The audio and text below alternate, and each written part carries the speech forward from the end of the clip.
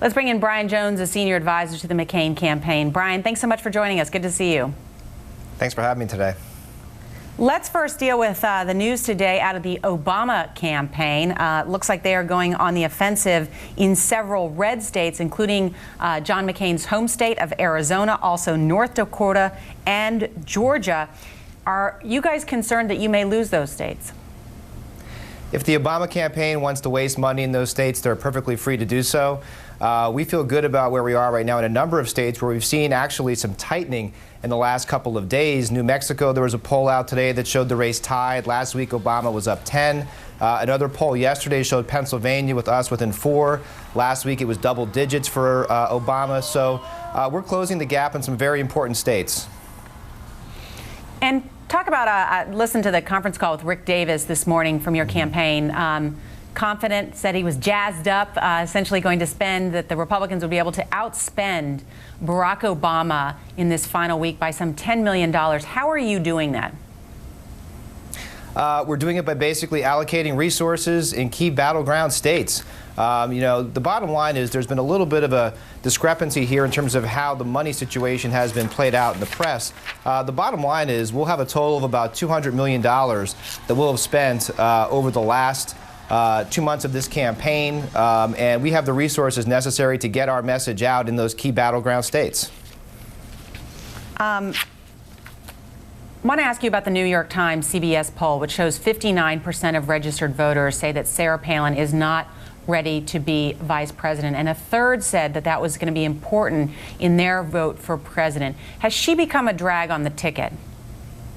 I don't think so. I mean, first off, you got to remember, Sarah Palin is out there getting 10 to 15 times more supporters at her rallies than Joe Biden is. She also can talk about certain issues in a very, very unique way. We saw her in the last couple weeks talk about women's issues, special needs children. Obviously, she also has great credibility talking about the energy issue, a critical issue in this country right now. So she brings a lot to the table, and she has been a total net positive for this ticket. You know, there's a new Associated Press Yahoo poll out today that suggests 14% of voters could still switch their vote come Election Day, that they're persuadable, in other words. What is the McCain campaign doing to reach those voters in the final hours? And what about those numbers that suggest only 20% of those polled say that they know what McCain wants to do with this country in his ads, that they don't understand where he wants to take the country? Well, I think in terms of what you're going to see during the final days, you're going to see two messages that have been really resonating in our polls over the last week or so.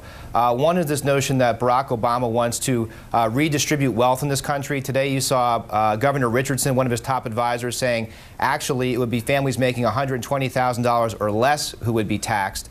Not the $250 that Barack Obama had been saying. The other big message was one that Joe Biden made within the last week, too, and made it pretty cogently, which is kind of rare for him, specifically saying that Barack Obama will be tested in his first 6 months in office. And the question for the American people is, do you want to go with someone who has been tested throughout their career on foreign affairs, like John McCain, or someone who's been untested, like Barack Obama? So I think the economic message, the experienced foreign policy message, those are two things you'll see us hammering home here in the final days. And then finally, our own MSNBC.com's Courtney Hazlett has confirmed that John McCain's going to be on Saturday Night Live this weekend. That'll be fun. What should we expect from John McCain? Have you seen any of the scripts? Have you heard any of the discussions about this without revealing too much and upsetting Lorne Michaels?